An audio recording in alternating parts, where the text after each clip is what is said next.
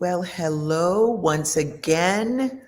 It is day 27 of our May month for developing and gathering um, more members. Lots of M's in there. May Marathon Month for membership at the Sage Circle Alliance. My name is Meryl Fury. I am a registered nurse and I am co-founder of Sage Circle Alliance. I'm also president and CEO of Plant-Based Nutrition Movement, which is a 501c3 in the Chicago area.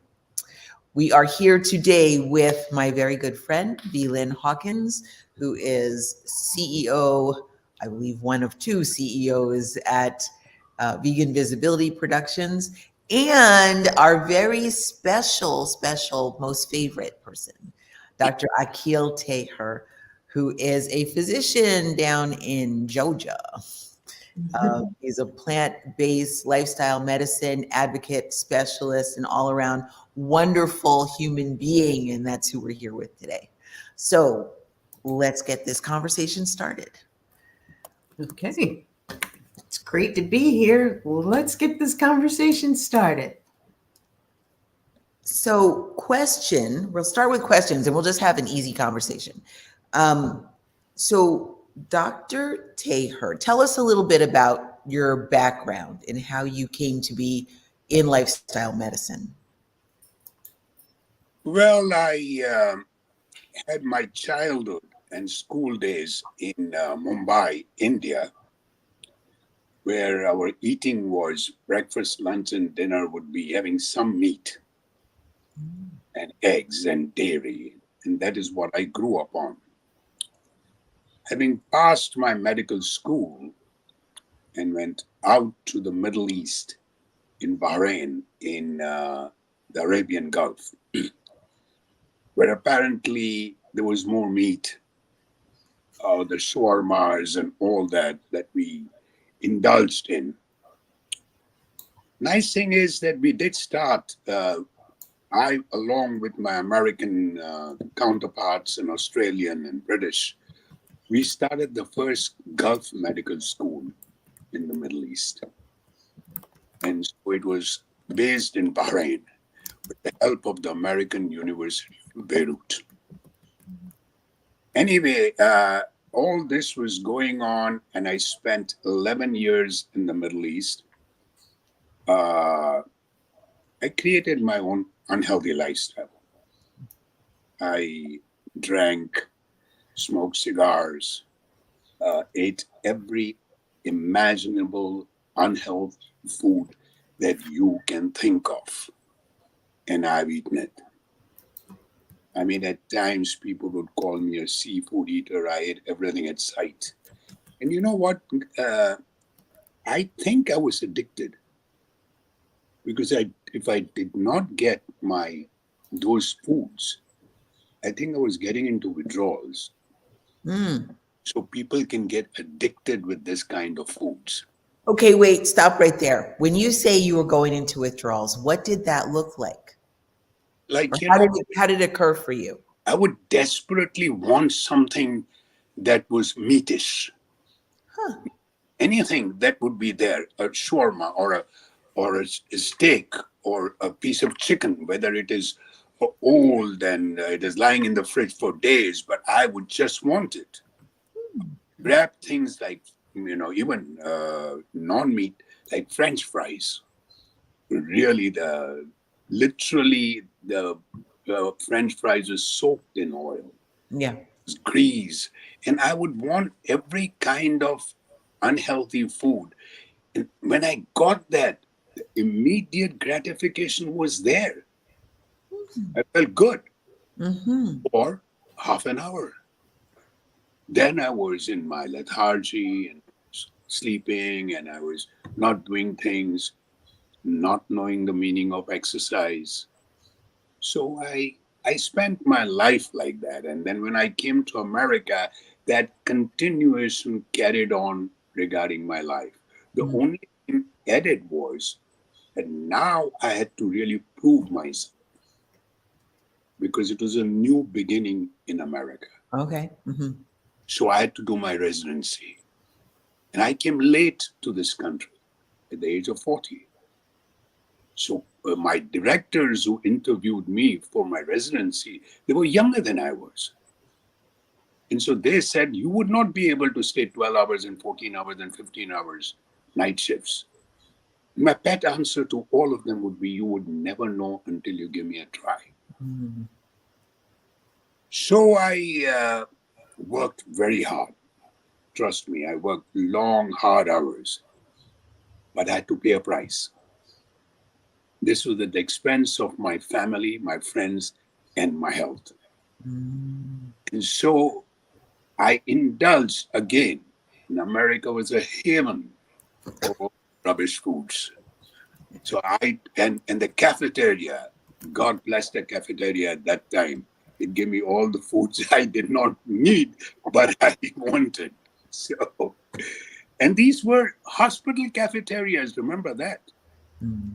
And so I ate everything. And you when you're residency, you're called every 2 hours to go on the floor. And then you get hungry and you go to the cafeteria, pork chop, or you take a piece of chicken, and all this was available. No healthy foods. Now, the healthy foods were there, but not what we have now. Mm. Imagine the amount of produce and the amount of dishes that you have in vegetarian, veganism, plant based. At that time, it was only boiled, Mm. boiled carrots and boiled cauliflower, which was insipid. So you went on to eating all this. So, and when I was not working hard, or when I was not eating what was in front of me, I was a couch potato. I didn't know exercise. I used to rest on the couch and use the remote to change the TV channels. And that's all that I did, except go to the restroom or go to the kitchen and get some food. Mm. This continued. What can this do? I had a bad history. My my family history is very bad. I mean, my brother died at the age of 52 of stroke. My mother and sister died succumbed to heart disease at the age of 69, both. So I was not blessed with good genes. But then here is my point. You may not be blessed with good genes, but genes are only 10 to 20% of your health outcome. And these two can be changed by the expression of your genes by a healthy lifestyle. Right. But at that time, it created a circle of chronic stress. And chronic stress meaning more cortisol, more eating, more lethargy, and then you start getting all those uh, sugars high and your cholesterol high. And then, people don't realize that you get into a kind of a stressful situation which you can't handle, and then your body succumbs. Mm. Mm. And Mhm. the combination of the stress, the type A personality, the work which was not ending, the kind of food I ate, the kind of a couch potato I'd become. So I was not this thing surprised. Heart disease came at the age of 56. Right. Knowing that I also two other things. I have bad genes. I have LP little a, which is kind of a cholesterol, bad cholesterol, kind of, but it has got Velcro. It sticks and attaches to your coronaries prematurely, getting you heart disease prematurely. Ah. Mhm. Mhm. Mhm. A normal is up to 30, mine was 361. Woo. By the way, I don't mind, Paul will not mind it. Paul and I share this. Yes, he's told me about it. He has got an LP little a. And then when I was in Bahrain, they found out I had a Wolf Parkinson White syndrome. Which is. It's a movie. No, no, I'm not. I'm joking. But it is a conduction defect. You have an accessory pathway in your heart. Okay. So your heart can go into beats which are very fast, rapid beats. Mhm. And With these two, I succumbed. So there was heart disease at the age of 54, 56, yeah. And at that time, I did not know. I did not know anything about plant-based foods. I did not know anything about global warming. I knew about animal rights because my wife had turned into a vegetarian due to animal rights. And so I got this stents put in. Now, here is my point that when they were putting in the stents, my plaques were so thick, and I don't think this thick plaque should be disturbed. The whole food plant-based diet is the answer. When they shaved off my plaques because it was so thick that they had to use a diamond tip blade to cut it, and that is when I got a cardiac arrest. Mm-hmm. It to shock me to beat it again. Wow. Wherever I go, this thing comes around when I say that I had a cardiac arrest. Yeah. But this is not that shocking. The sad thing is that the brilliant cardiologist who actually put in those stents and saved my life that day, he died of a massive heart attack 2 years after he put the stents on his treadmill, and he was only 48 years old. Oh my goodness. You know, I have heard Dr. Kim Williams, who is a very well respected cardiologist and lifestyle medicine doctor, say a similar thing, that one of the biggest killers of cardiologists is heart disease. Now, heart disease is the biggest killer of the population in general, I think. Yeah. It certainly attacks cardiologists just like it attacks everyone else. Absolutely. Yeah. I remember his other saying that death is inevitable, but I don't want it to be my fault. That's right. That's right. That is also, Which means you have to do something to prevent it, right? Because if yes, you're not doing anything, you're going backwards. Mm-hmm. Yeah. true, true. Mm-hmm. Amazing. And so, what really happened is people always think that now I should have changed my life, right? I mean, having such a big kick on my hiney, I should have changed my life. I did not. I thought medical science would bring me out of it. Sure, I mean, I was like, oh, never mind. But what happened was I lost control. And I was a control freak. So when you say you lost control of how your heart was functioning, or what did you lose control of? My health. Your health. Okay. Yeah. I had no control now. There were doctors who were looking after me, putting stents and all that. So this is the time when depression really sets in. And a lot of people don't realize this, that a bout of depression like this can keep you isolated, can keep you in a realm of total fear, anxiety of what is going to happen next. And so at that point, I don't know if I've ever said this before in my talks, but my nights were horrible. I would get up with sweats, awful dreams. My days were not any better. I would sit on a chair and look aimlessly into nothingness. That was for 5 years. Wow. Were you practicing medicine at that time? Yes. You were practicing active. Practicing medicine. That was the only thing that I focused on. But the rest of it was in shambles. I bless my wife. She is the one who supported me and was a rock at that time. But she could only do that much. I was bent on destroying myself. And that was because you felt like you couldn't take responsibility for moving yourself forward because you didn't know how. And you thought that the doctors had that responsibility and would show you the way, but they didn't. Absolutely. Because to me, medical science would get me out of it. science was not getting me out of it. Mm-hmm. So eventually, what happened was that I finally went into my stents failed, in short. Mm. And I was back again in the hospital, this time for an open heart surgery. Mm. This is when things changed for me because I promised the ICU nurses, I don't know, that I would do a half marathon in, say, a year's time if all went well. And bless their hearts, they humored me, they laughed, and they said, "Oh, yeah, sure, Dr. Taher, you do 10 marathons." They And probably get all kinds of promises like that as they're wheeling people into the OR.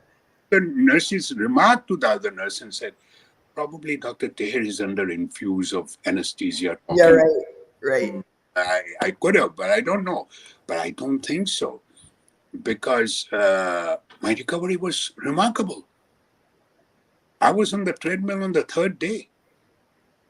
And when they tried to give me pain medication, I mean, trust me, going on a whole food plant-based diet is a trillion times better than somebody who Mm-hmm. Yeah, Mm-hmm. Mm-hmm. each believe that. cough, each breath takes your life away. Yeah, yeah. And so, are you saying that if you had known that you could just change your diet and lifestyle, you would not have had to go under the knife? Would you have chosen that? Of course, of course, Mm.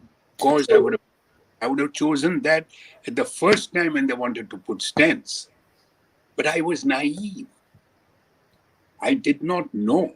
I knew everything about what to do. I knew everything about kidney transplants and this will get liver transplants and how to deal with pneumonias and give IV fluids and all that.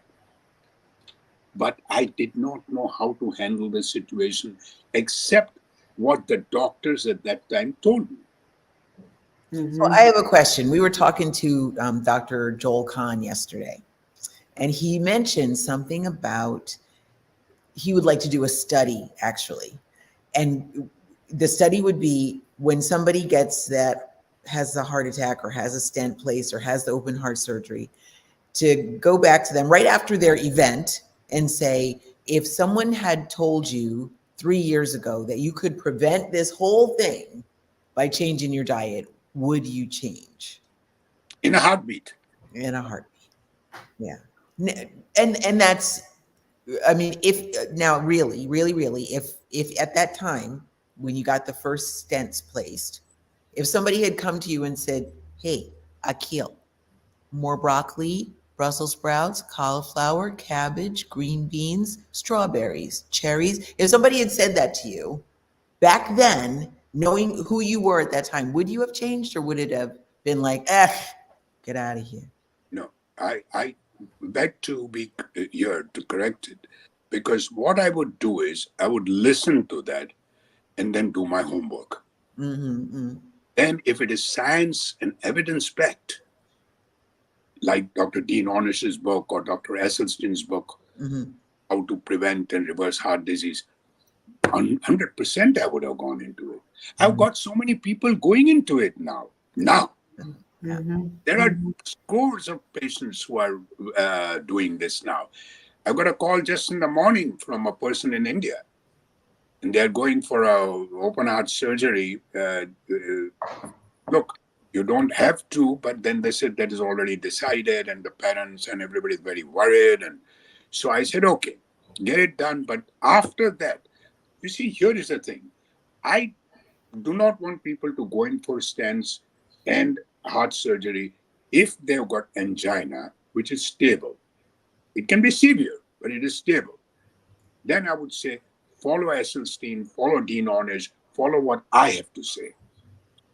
But if people want to go for the stents and want to go for the bypass surgery, there is still hope because you are now in my shoes. Mm. Mm-hmm. Mm-hmm. You can still do things by observing an whole food, plant based, no oil, sugar, salt diet. Mm. And that is what I keep telling people that even if you Getting stents or heart surgery, that is Band-Aid. Okay, you want to feel good. What does it do? It does not prolong your life. It does not prevent you from getting a second heart attack. All it does is symptoms. Right. Mm-hmm. On a whole food plant-based diet, it may take a little longer for the symptoms to disappear. This is Band-Aid.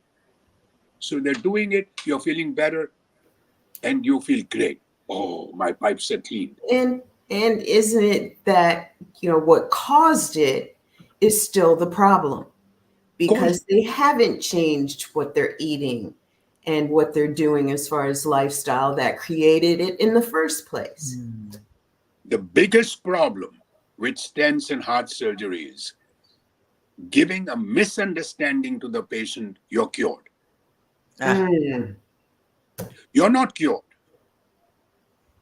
Because forget even because your major coronaries are involved.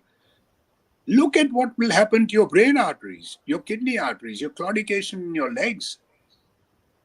You have to treat the cause.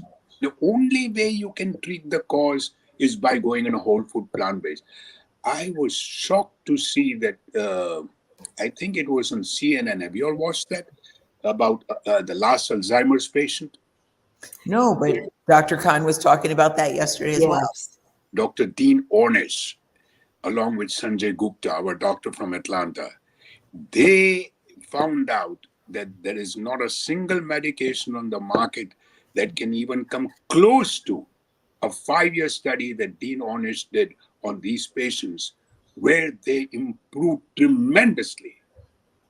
You see, one thing is there, I don't know, that about say 5 to 10 years back, when you had to diagnose somebody having Alzheimer's, you had to have a postmortem.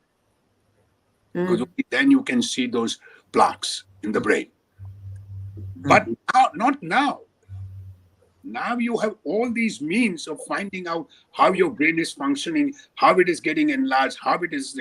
And they found out that a lady who was there in the medicine, she could hardly walk from here to the doorway without her husband's help. After 5 years in this whole food plant-based diet of Dean Ornish, she can now go for 2 miles walking out in the woods and come back on her own. Wow. Amazing. From Alzheimer's. That is amazing. And knowing that there's no medication on the market, at least last I heard, no medication on the market makes any difference really with Alzheimer's at all. Although they keep approving medications and they keep prescribing medications and the insurance companies keep paying for these medications, but none of them. None of them. This is what I believe, that I think patients, caretakers give the medication feeling that they're doing something for them. So for their own sake, for their own this thing, they're giving the medication. Oh yeah, we are doing the best we can. Oh, see, I saw some improvement. This is fallacy. This is mind. Right. Interesting. So interesting. So you said a little bit ago, okay, so wait, let me just get back to where we started. You were going to tell us how you came to lifestyle medicine. So it was after you had the stent placed, after you had the open heart surgery, you went through depression, you got on the other side of that. Tell me, what was the moment where you like it all came together for you as a physician and you said, oh, I get it now. What was the thing? Two moments. Okay. One was when I made a decision to change my lifestyle. That was because I don't know why I told the nurses what I told them at that time. But now looking back at it, I believe that I had only 2 choices left. Either to have continued this unhealthy lifestyle and the inevitable death, or to make a conscious decision to change my life, live with purpose and passion. So not only survive, but thrive. Right. I finished my half marathon because I started eating better, not plant-based, but better. I was not that kind of a hog that I was in my days past. I ate better. I started meditating. I started exercising. I did my half marathons, one marathon on this kind of food, and I felt good. But, folks, I would still get my problems with my belly and my tiredness. My diverticulitis would act up. Mm. And see, I had one encounter with death when my heart stopped. I had another encounter with death when my diverticulitis perforated twice. So I was put in the hospital. Again, this is a friend of mine who is a surgeon, and he tells me, Akhil, if I don't take you in the surgery now, you may not survive. So to take off my colon, to cut my colon. Whoa. Well, at that time, so this was going on, and I would still get the diverticulitis. It was much better, but I would still get. And this kind of going on a half a marathon and then sleeping for 5 days, after that. Mm. That was the time when I realized that I started doing research in trying to find out ways of how to heal the body without solely relying on medications and surgery. Mm-hmm. So I started reading T. Collins, China Study, Esselstyn, Dean Ornish, Neil Barnard. And the more I read, the more I realized there was something here. When you told me when I realized, that is the time I said, hey, wait a minute. There's something here that we are not taught in medical school. Right. Yeah. That we have not been told as doctors. But wait, let me look into it. And I looked into it deeply. And then I realized that this is when I came across the 6 pillars of lifestyle medicine. Ah. Nutrition, plant-based, was the cornerstone. Mm-hmm. And the rest were just there to support nutrition. Mm-hmm. Mm-hmm. Interesting. Nutrition is the cornerstone, I believe, and it is what connects us to everything else. The nutrition connects us to nature and the planet, and the nutrition, eating this way, connects us with, like you said, in meditation, developing a more compassionate heart and compassion towards the animals. You're no longer eating them. You are opening the heart way to having more compassion for the animals who are suffering to be on somebody's table, somebody's plate. Mm-hmm. And then, of course, the planet benefits from it. The planet loves it when when we can grow things and harvest and eat to the way our human frames were made. And in doing so, keep the planet or pay more conscious attention to maintaining the planet and showing the planet love. It's so interconnected. It's all woven through. And I totally agree that the nutrition is that golden thread, if you were. Right. You see, because people change and become plant-based or vegans because of 3 things. Now, the first is animal rights. And no matter how humanely you raise an animal and kill it, humanely, there is no moral justification in taking the life of that animal. Right. So that was not in my books because I didn't change because of that. That was what my daughter and my wife did when they saw this. I was not convinced because I had not seen. I was working. Okay, never mind. The second reason is that deforestation. Yes. Yeah. Deforestation causes all these glaciers to melt because of the carbon dioxide. And these causes the sea levels to rise in your lower lying cities to be in a hazardous situation. So that is again in the greenhouse gases and the methane that pollutes our water. Now, my point is this, and some may not agree. See, you can become a vegan for animal rights, but you can still be a junk food vegan. Absolutely. You can Still do be it, sick. you can do it for the earth, planet Earth, but you can still be a junk food vegan. But if Mm-hmm. you do it for health, you cannot. That's true. Because you are doing it for your health. That means you must realize that junk food vegan is as bad as eating meat. Mm-hmm. How you're doing it, and what more, if you can survive and live longer but healthier, then you got more time to save the planet and to save the animals.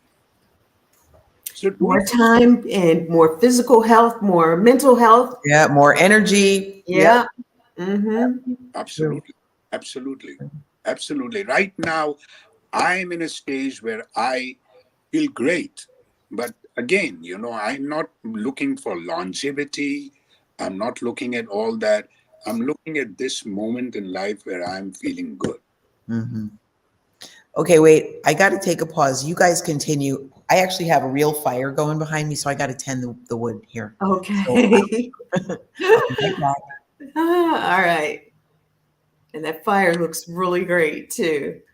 But so this is fascinating. I always love hearing you talking about your story, and we're really providing the audience this information because we're looking for those of us who are in the space of health, animal advocacy, of environmental advocacy, to bring together the voices of those vegan, plant based entrepreneurs and just leaders, influencers who are ready to lock arms and get the movement moving more, with more momentum.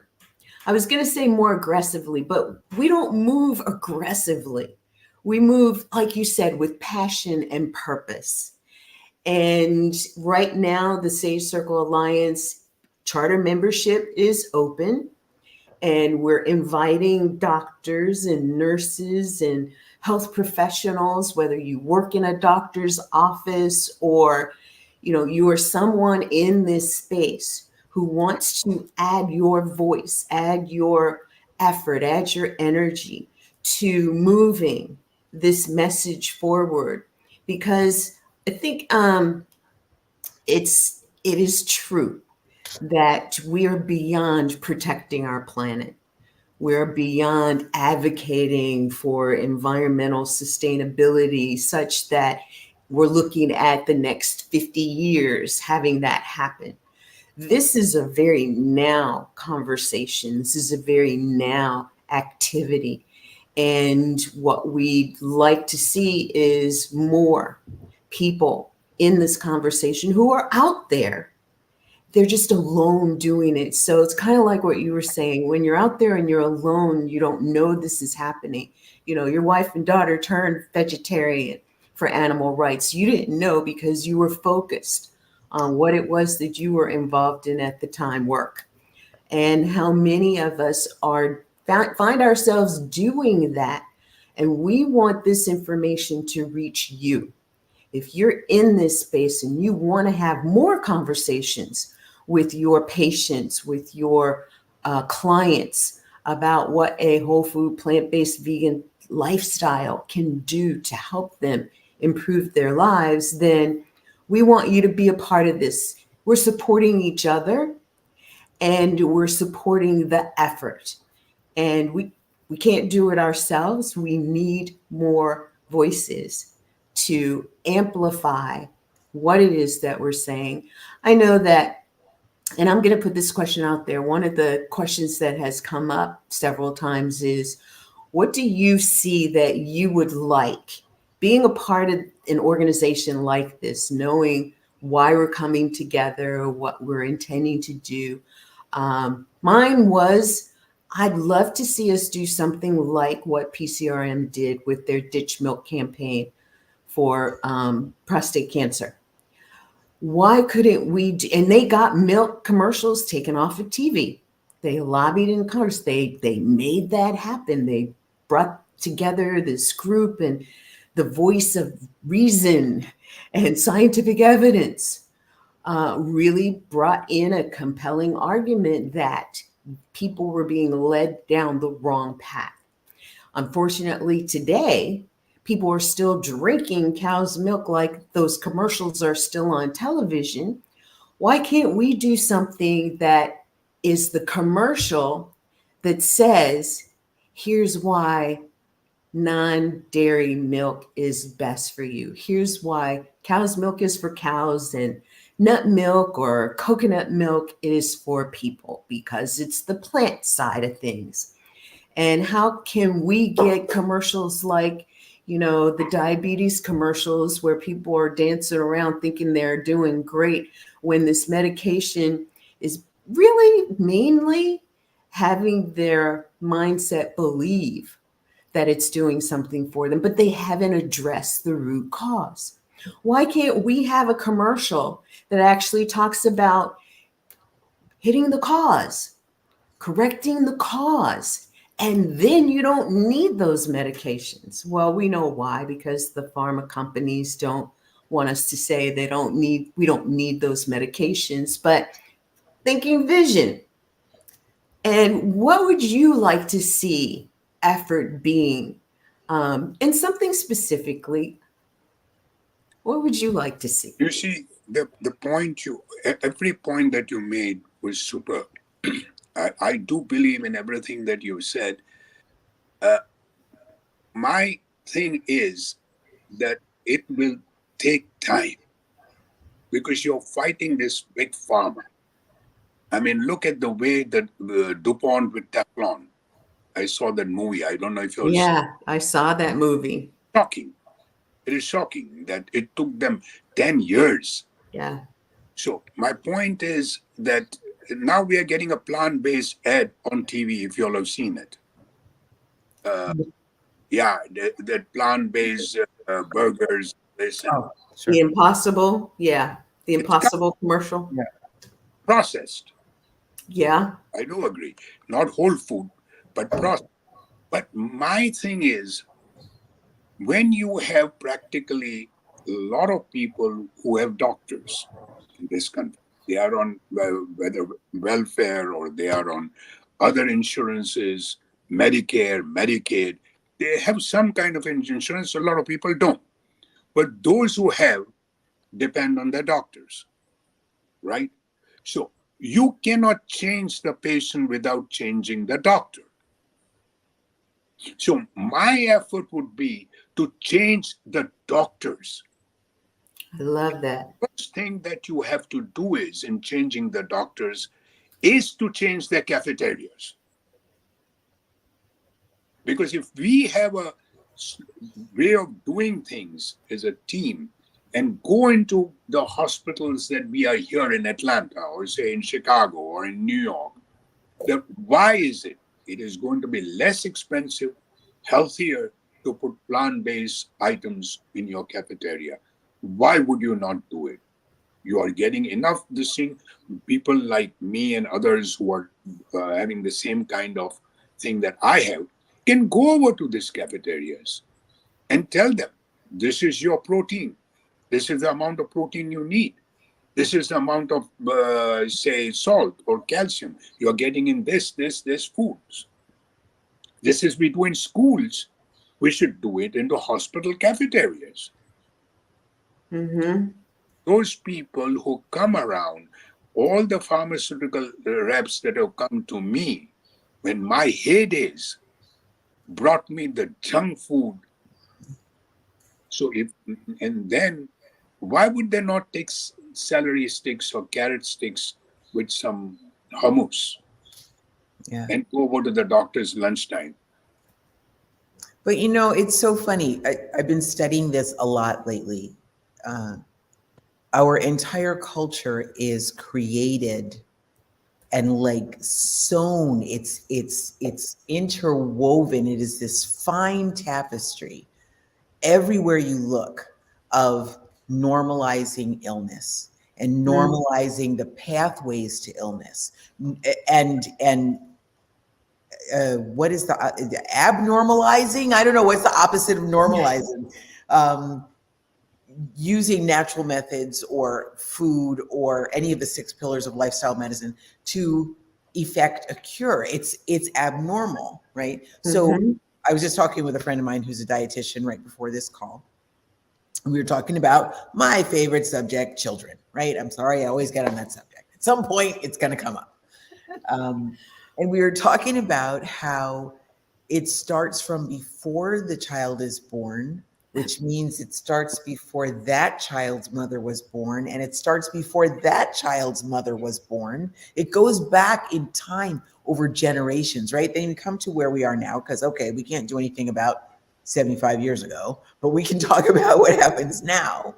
But by the time it's now, the mom, let's say the pregnant woman, let's say she's a 25-year-old pregnant woman, she's been well inculcated with eating fast food and junk and catering to whatever a pregnant woman wants, because you're supposed to make sure they get every craving satisfied that they have. And if they are craving McFish sandwiches with extra tartar sauce, it's okay. You're pregnant, eat it.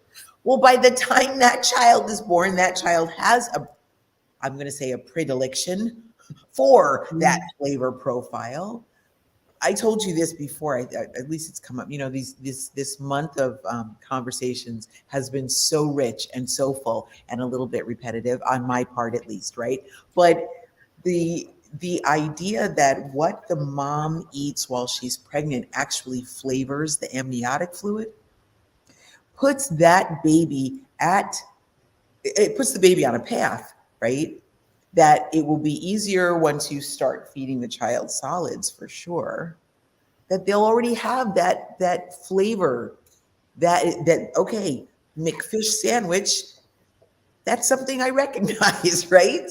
Or same thing on the flip side, if the mom ate carrots a lot, or the mom ate broccoli a lot, or sweet potatoes or whatever, the baby would have that flavor profile already carved out. So it's all through our history, our culture. It's genetic. It's the marketing. It's our government agencies. It's the policies. It's the procedures. It's what is subsidized, what's lobbied for, what's legal, what's not legal, who has the money, who doesn't have the money. It is so deep and so thick in here about food and what we have available and what's desirable and what's not desirable. We can even go to what has economic status, considered rich, and what's considered poor, what's considered high class, what's low class, it doesn't end. It doesn't stop, you know? I turn around and say that the doctors, even the OB-GYNs, they will tell the pregnant lady, oh, you're pregnant. Your body knows what to eat. Yes. Oh, no, it doesn't. Whatever you want, your body wants to eat it. This is the only time you'll enjoy anything. It's basically cultural, because in India, it's the same thing. But then I find out in America, it's the same thing, that eat what you want. My wife was pregnant, and then a mother, a grandmother, now you can eat. If she said, I want this, that would be brought in loads and loads. That's right. Go get it. Get That's it. right. Eat. And the cultural part, though, is, okay, so if the mom is in India, maybe she's craving what? Bitter melon or something. I don't know. What might she crave? What's a typical craving in India? For example, she may want all yogurt. Okay. And she would have, liters and liters and gallons of yogurt. Right. That has got saturated fats. That's got everything. Yeah. Now, when I was pregnant with my last child, I crave Tom Kha. What is that?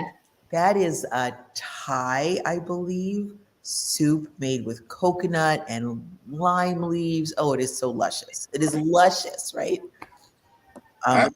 Other Americans might crave pickles and ice cream, however. Yeah. Right? That's funny. Pickle in their ice cream. Yes, exactly. Together at the same time. And me, it's so funny. I remember both my pregnancies. All I wanted was turkey, lean turkey, lettuce and tomatoes, lots of lettuce, a lot of tomatoes on wheat bread sandwiches. and applesauce Mm. and apple pie. Well, let's give you a truckloads of that. Oh my gosh. Ladies who have preeclampsia, high blood pressure, diabetes, this is gestational sometimes. So, what happens after 2, 3, 4 months? The blood pressure comes back to normal, their sugars come back to normal. But these are the patients that have to be looked every year because they are the ones who are going to get diabetes, high blood pressure, heart attacks, and strokes. But we don't because they go to a doctor and say, no, your sugar is okay. Mhm. Your blood pressure is okay. Mm. That was during pregnancy. You don't have to worry about it. Right. Now, And we still don't talk to them about nutrition, really. no, Mm-hmm. we don't. We don't. But I mean, both of you brought out some excellent points. Uh, uh, this is a thing. It's going to be ongoing. People like Neil Bernard or myself or Collins or the others who my age will be long gone. But the idea is this movement go on. Then your would be the next turn. Then your will be handing the baton to the The next. That's right. next This to can, I on. keep saying there is no end game here. No, This will not That's stop. true. Because That's even true. though they don't advertise milk on TV maybe anymore, or you don't see the got milk white mustache advertisements anymore, they just, right now, I don't know if it's passed yet, but there's a law working its way through the House and Senate. That's the Whole Milk for Healthy Kids Act, to bring whole milk back to schools, even though it's been out of schools for a long time. And when they bring it back, they're not counting the amount of saturated fat in the total saturated fat count for the day. You know, so they find ways around it. You know, And I can't help but think if it is purposeful genocide, they're bringing milk back into schools. What they are going to be counting is the number of children who have contracted this, that, or the other, or have basically been ignored in their diagnosis or misdiagnosed, and they end up dead. And maybe that's part of what the generation of children today are not going to outlive their parents. And this is why they've already foreseen that these things are going to come back in. And the key becomes, the flip side. So while that is happening, what if we could get more states to be like the state of Illinois and mandate plant-based options on the lunch menu for every student who wants it? mm-hmm. And the only way they're going to know they want it is if they've been educated about it, if the parents have been educated about it, if they've tried it and said, okay, yes, I feel better when I'm eating like this. I want to keep eating like this. And then they have the option. And I'm believing that they're going to elect for the plant-based option more than not, which means that they'll get healthy more than they'll get unhealthy food in them. Because they'll still want their pizza. They'll still want their, occasional hamburger. But then when they do those things and they wake up the next day and start thinking, why do I feel like this? It's going to become less and less of an event or an attraction for them. But True.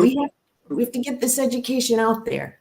And I so appreciate people like you, Meryl, who are on the stage and speaking about this, and you, Dr. Akhil, who are, really just expanding your opportunities, creating opportunities for you to carry this message forward.